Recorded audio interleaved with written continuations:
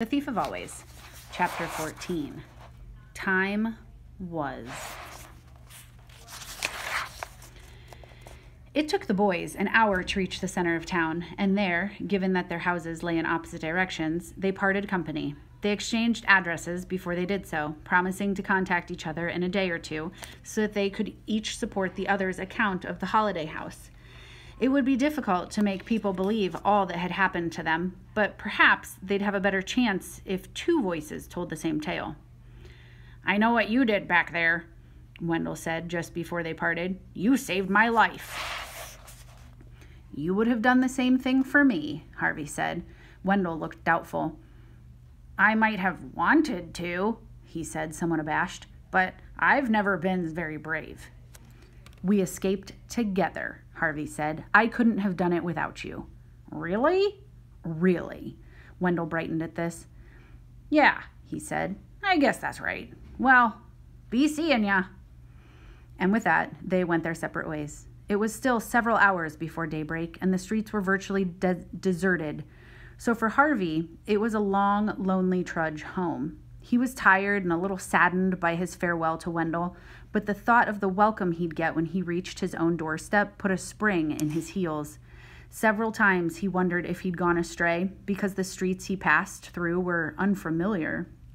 One neighborhood was extremely fancy, the houses and the cars parked outside them slicker than anything he'd set eyes on. Another was virtually a wasteland, the houses half rubble, the streets strewn with garbage. But his sense of direction served him well. As the east began to pale and the birds in the trees started their twitterings, he rounded the corner of his street. His weary legs broke into a joyful dash and brought him to the step, panting for breath and ready to fall into his parents' arms. He knocked on the door. There was no sound from the house at first, which didn't surprise him given the hour. He knocked again and again. Finally, a light was turned on and he heard somebody coming to the door. "Who is it?" said his father from behind the closed door. "Do you know what time it is?" "It's me," said Harvey. Then came the sound of bolts being drawn aside and the door was opened a crack. "Who's me?" said the man, peering out at him. He looked kindly enough, Harvey thought, but it wasn't his father. This was a much older man. His hair almost white, his face thin. He had a badly trimmed mustache and a furrow of a frown. "What do you want?" he said. Before Harvey could reply, a woman's voice said, "Come away from the door." He couldn't see the second speaker yet, but he caught a glimpse of the wallpaper in the hallway and the pictures on the wall. To his relief, he saw that this was not his house at all. He'd obviously made a simple mistake and knocked on the wrong door. "I'm sorry," he said, backing away. "I didn't mean to wake you up." "Who are you looking for?" the man wanted to know, opening the door a little wider now. "Are you one of the Smith kids?" He started to dig in the pocket of his dressing gown and brought out a pair of spectacles. He can't even see me properly, Harvey thought. Poor old man. But before the spectacles reached the bridge of the man's nose, his wife appeared behind him, and Harvey's legs almost folded up beneath him at the sight of her.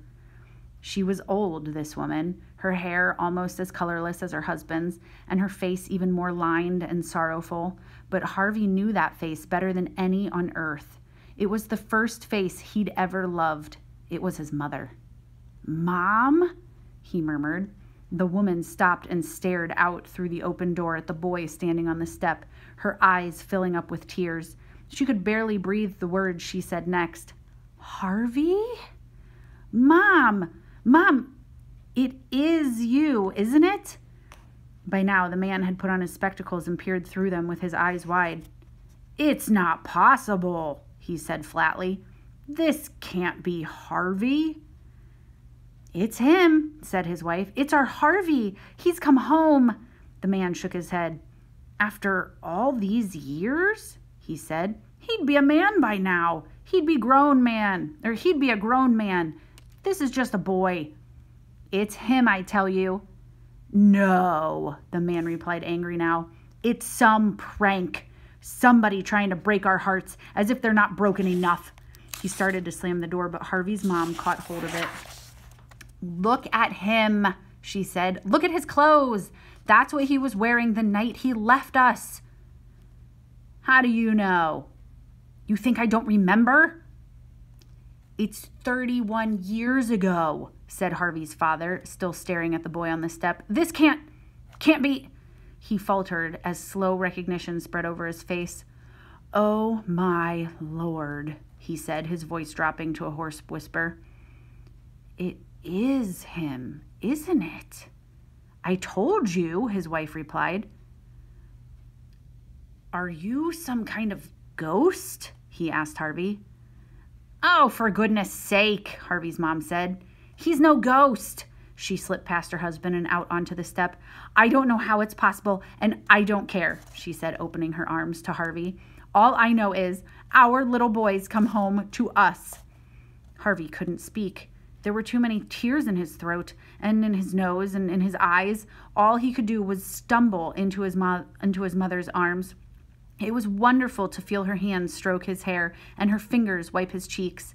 "Oh, Harvey, Harvey, Harvey," she sobbed. "We thought we'd never see you again." She kissed him over and over. "We thought you'd gone forever." "How's this possible?" his father still wanted to know. "I kept praying," his mother said. Harvey had another answer, though he didn't voice it. The moment he'd set eyes on his mother, so changed, so sorrowful, it was instantly clear what a terrible trick Hood's house had played upon them all. For every day he'd spent there, a year had gone by here in the real world. Every morning while he'd played in the spring warmth, months had passed. In the afternoon, while he'd lazed in the summer sun, the same. And those haunted twilights, which had seemed so brief, had been another span of months, as had the Christmas nights, full of snow and presents. They'd all slipped by so easily, and though he had only aged a month, his mom and dad had lived in sadness for 31 years, thinking that their little boy had gone forever.